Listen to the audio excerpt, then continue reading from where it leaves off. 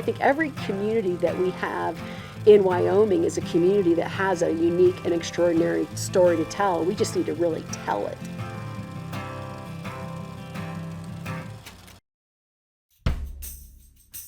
In 1986, a group of community leaders formed Cheyenne LEADS to carry out economic development efforts here in Cheyenne and Laramie County, Wyoming, and we do that by attracting jobs and capital investment to the region. It was a real grassroots effort to buy about 900 acres east of town, and it's now called the Cheyenne Business Parkway, and it's the location for Lowe's and EchoStar and Eagle Claw and Microsoft. Sierra Trading Post was one of the very first residents. And TBC is such an important company. They're an advanced manufacturing supply chain company. And oftentimes when you have a supply chain company, you can attract other companies that do business with them. The North Range Business Park was really driven by Walmart saying, hey, we need a location for a distribution center. And so they were the first tenant in that park. And then also National Center for Atmospheric Research. It's really a shining star for Cheyenne to have the National Center for Atmospheric Research. It's attracting companies here to do research with the center and has really, really high-paying jobs. Over in the Swan Ranch Business Park, freight is critical to the success of a lot of our companies. Being at the intersection of I-25 and I-80, having logistics hubs here is just really important. We are so fortunate here in Cheyenne that we do have both the Burlington Northern and Santa Fe and also the Union and Pacific. So you've got a great north-south, east-west connection.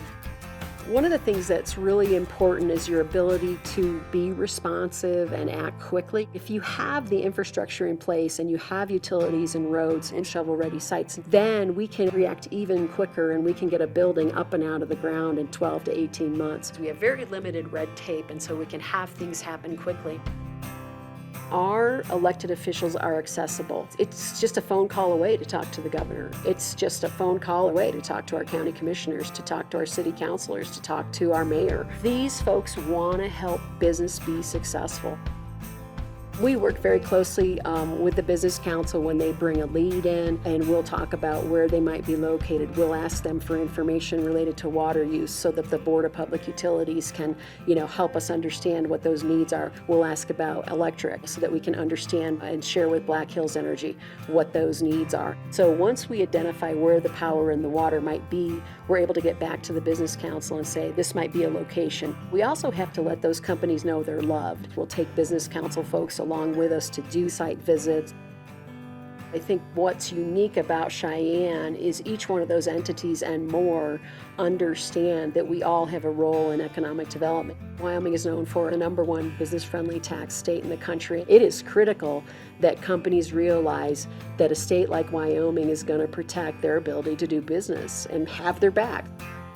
One of the things that I think is most important about our team at Cheyenne LEADS is we have really high-functioning individuals. They're making sure that our efforts to tell our story outside of Cheyenne and Laramie County and Wyoming, and their efforts to keep companies here is in unison. We're proud of being citizens of Wyoming and telling the great Wyoming story. It's always humbling for me every time I go back and look at the history of LEADS and where we are today. I can't take credit for a lot of the work that was done nearly 40 years ago, but we can ensure that moving forward for the next 40 years, for the next generations to come, that we can emulate what our visionary founders had. And it really was to bring that economic diversification to Cheyenne and Laramie County and Wyoming.